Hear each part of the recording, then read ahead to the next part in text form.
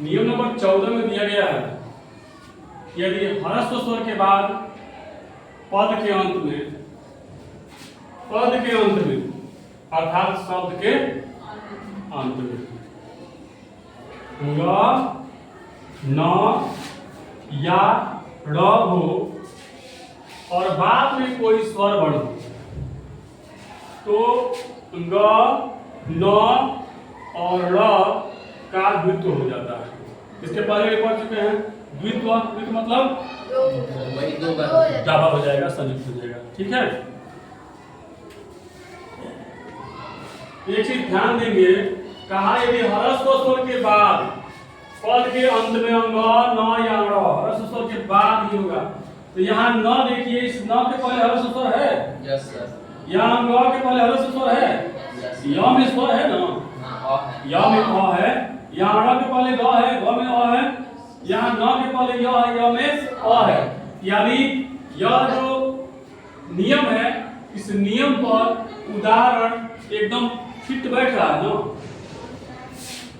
इसके अकॉर्डिंग है ना ये। Yes sir. अगर इसके अकॉर्डिंग है तो इसको आसानी से बनाया जा सकता है। आपने समझ लिया है कि यदि ह्रस्व स्वर के बाद पद के अंत में न अंग न और ड़ हो, इसके बाद कोई भी स्वर वर्ण हो तो क्या हो जाएगा, ये द्वित्व हो जाएगा, इसका ये डबल हो जाएगा। ठीक ना, तो क्या बनाएंगे बताइए सर? धावन्ना गच्छति, भाव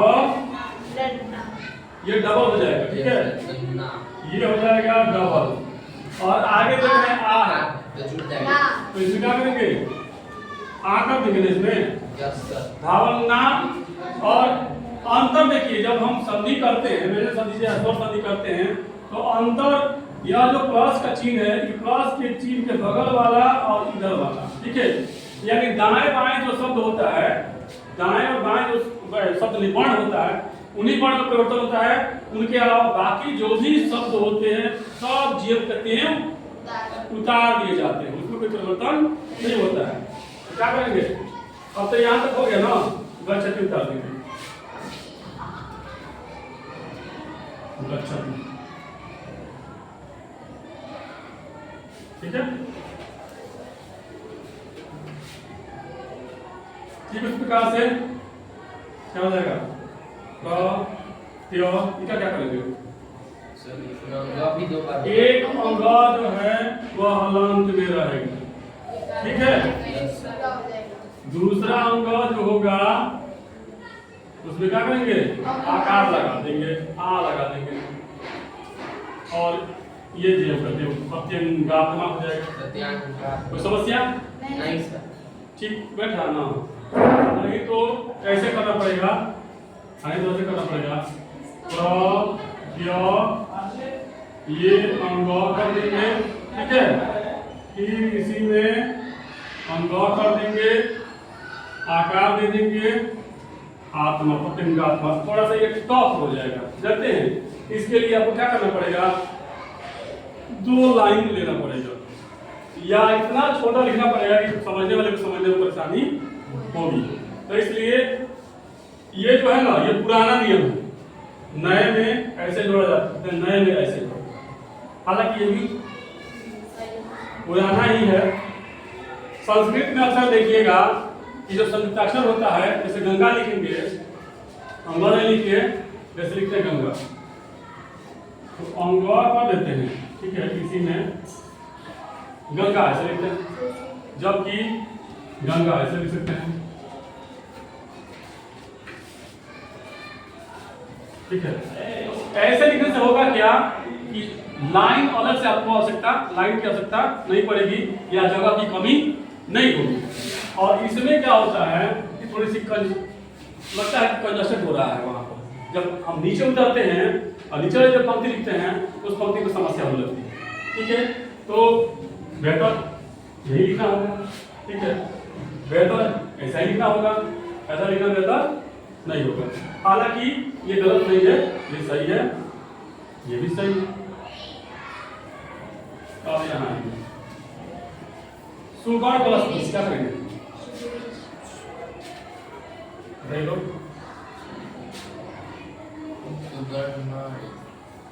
यहाँ भी कोई समस्या नहीं है। नहीं सर। आपको पता है कि जब जब ये हलंत में रहता है तो अड़ा को क्या करते हैं? आधा पता है वैसे? Yes sir. अब फिर ये पूरा कर देंगे। हो गया? यस क्यों? क्योंकि इसमें से ई लगाना है, इसलिए सुगणित सुगणित। ठीक है, अब यहाँ आएंगे पातेल प्लस यू क्या हो जाएगा? पा क य। यहाँ कोई दिक्कत नहीं है, ये तो डबल हो जाएगा ना, डबल हो जाएगा। लेकिन ई है, छोटी ई किधर से आएगा ना? यस सर पातेल और नया। यस इसके बाद नोट है, ठीक है, इसको लिख लीजिए। इसके बाद इसी में नोट लिखाएंगे, ठीक ना। बता रहे थे इसमें कि हर्ष स्वर के बाद ही हर्ष स्वर के बाद यदि अंग न या अण होता है तो अंग न और अण का द्वित्व होता है। लेकिन यदि दीर्घ स्वर के बाद अंग न और अण हो तो उसका द्वित्व नहीं होता है। अंग न और अण के बाद का जो स्वर होता है ना, उस स्वर से मिल के वो एक नया वर्ण बनाता है। जैसे महान प्लस आग्रह, इस नौ में आ को क्या करेंगे? जोड़ देंगे। क्या? क्योंकि आगे जो स्वर है वो दीर्घ है, और जो मना किया गया है कि दीर्घ स्वर के बाद यदि अंग न और अण रहता है तो ये अंग न और अण द्वित्व नहीं होगा। ठीक है, इसलिए हो जाएगा क्या होगा? म हा, नौ में आ तो ना प्रद्युत बनेंगे।